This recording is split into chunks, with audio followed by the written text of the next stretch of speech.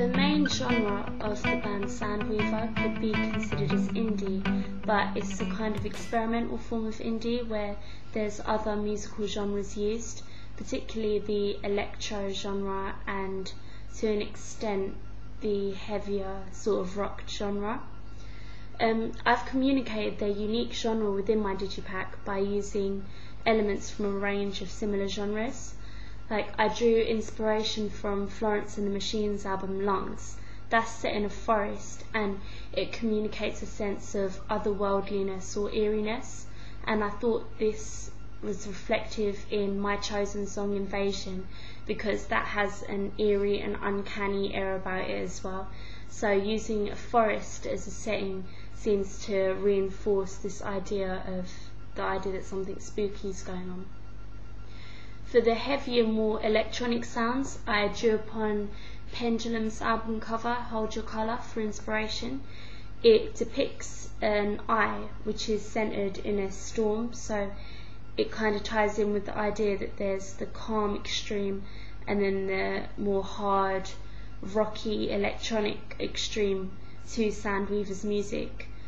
So in my own digipack I used an eye but featured it in an abstract way by using only the iris of the eye and then setting that on a forest backdrop, so you have the calm form of their music which is quite indie, and then you have obviously the more deeper, heavy, rocky sort of melodies underneath.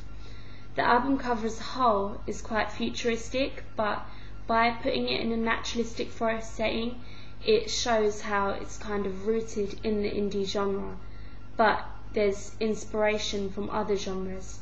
So you could say that the front cover itself of the digipack communicates the experience of listening to the band's music for the audience, which is something that's shown a lot in different artists' album covers. So you could say that it, in that respect, develops this convention of a real media product. The digipack itself also conforms to pre-existing media products, as it includes what you'd expect a digipack to consist of. For example, on the back panel of the pack there's a track listing, and on the inner panels there's posters of the band. There's also lyrics in an insert, so these are all pretty typical things that you'd have in a digipack. Again, my website conforms to conventions of existing websites for artists, as it has all of the typical pages that you'd expect when you visit an artist's website. So there's the about page, the events that might be upcoming, and the gallery as well. And interesting things I found on other websites were links to social networking sites, which shows how media itself has kind of progressed and you can feel that much closer to your artist. For example, many artists take to Twitter and other blogs to broadcast what they're up to their fans, so you kind of feel closer to them. And also there's a lot of chances to join a band's fan club featured on their website. So for example, on Florence and the Machine's website, she has her own fan club, which gives you access to exclusive tickets, exclusive ringtones, and again makes the audience feel that much closer to the artist itself, so it kind of reduces distance. An existing music video that I've looked at, which isn't typical to the indie genre itself but more belongs to the rock genre, is Paramore's music video for Decode, which is similar to my own music video, as it is set in a forest where supernatural beings are present. However, it's different in the sense that the artists themselves are present in the music video, whereas in my own we've used actors and not the actual artists themselves. This links to Sven Carlson's theory of the televised bard, where the artists do not have to necessarily be in the video but are more telling the story through the music. So actors are used often to portray different parts of the narrative. This challenges his theory, however, of commercial exhibitionism, where artists present themselves in a sexual manner in order to gain wealth or status.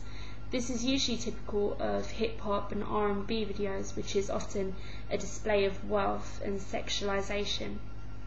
I'd say that the indie genre as a whole could challenge this belief, as it's quite uncommon for them to dance provocatively or wear revealing outfits. The style is more quirky and individualistic.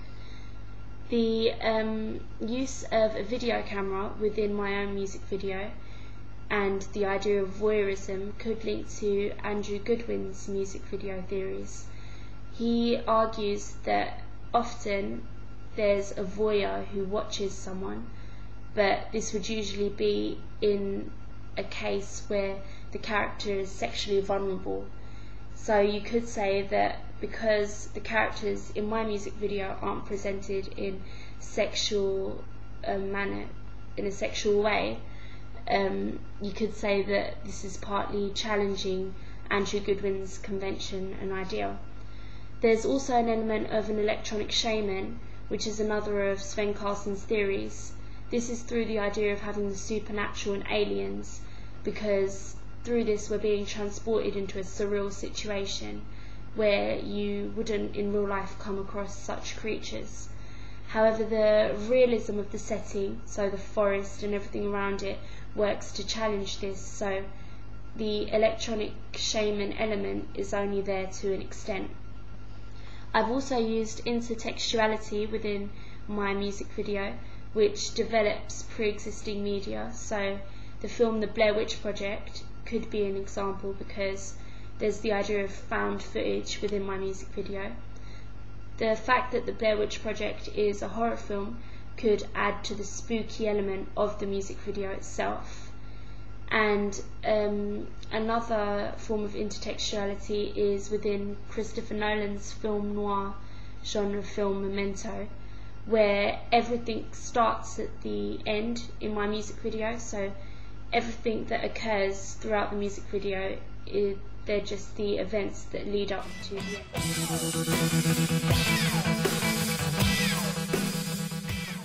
I'd say that the image and values and beliefs of my artist would be the idea that you don't have to conform to mainstream ideals of beauty, and it's more about selling your music rather than your own image. Also, the image of my band is quite fun-loving, but there are more serious elements to it, which is explored in that whole conflict and conversion of the indie and electronic genre. The Digipack website and video link together quite well, in the sense that I've used continuous themes, like I've featured a forest in both the Digipack, the music video and the website. I've used holographic imagery, where I've taken pictures and film stills and edited them in Photoshop and added them to each of the different things, as well as using that idea of aliens and the supernatural.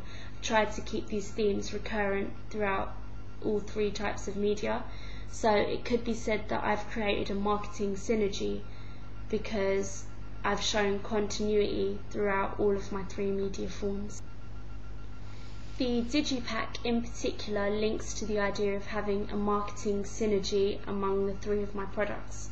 This is because the front cover of the Digipack is presented in the music video, where it's pinned to the walls as the voyeur tries to escape, and the Digipack is also presented in my website, where fans can have the option to purchase the album.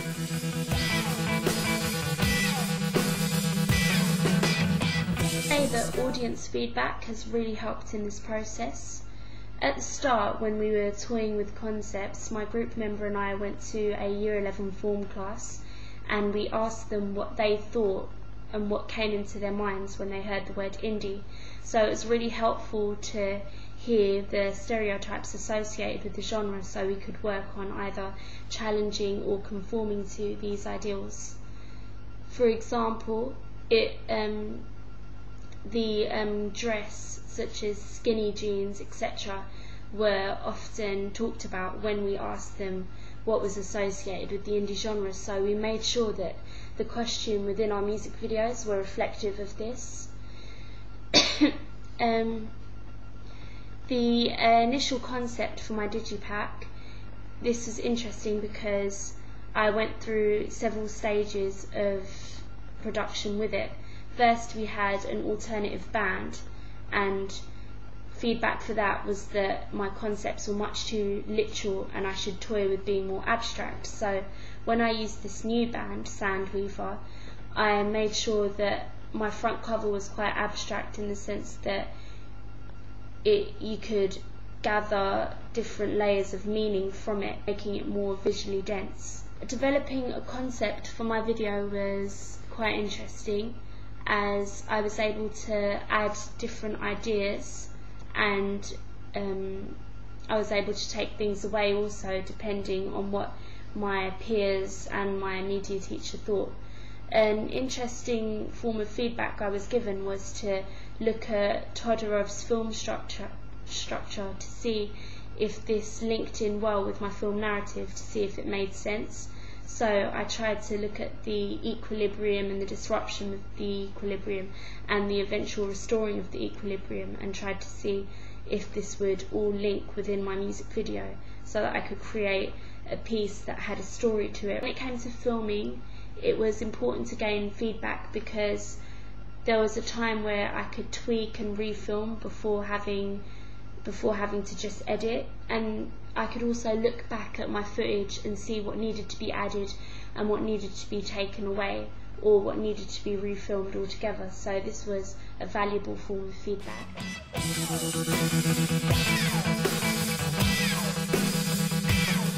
Using digital technology within my project has been really helpful, as it's enabled me to create things effectively, and it's allowed me to distribute and ask for feedback. For example, I was able to send my work to the artist through email, whereas if I didn't have access to this, it would have been very hard to get in contact with them, given the fact that they live so much further away than I do. The fact that we used digital technology to film rather than celluloid cameras really helped, because we had high definition images, so it was very clear and of good quality, the footage, and also we were able to switch between footage really easily without having to rewind a tape. And without having to develop, we just had to put an SD card into the camera and into the computer, and we were able to edit really easily. Photoshop and Wix, the website builder, really helped me with this, as in Photoshop I was able to edit and manipulate images and put them into either my music video or my digipack. So I was able to create holographic imagery, which helped to add to the alien sort of convention, the alien theme that was running throughout my project. The use of Web 2.0 is also really helpful in this, as people were able to comment on my work through my blog. They were able to feedback really easily. So without that, I would have had to go up to people and gain feedback. But with this, everything's electronic. Using Wix to construct my website was also really helpful, as it enabled me to use online tools to edit and to save, and everything was done online, so it's very easy to embed onto my blog. One problem I found with Dreamweaver was that it was a lot more complex to use.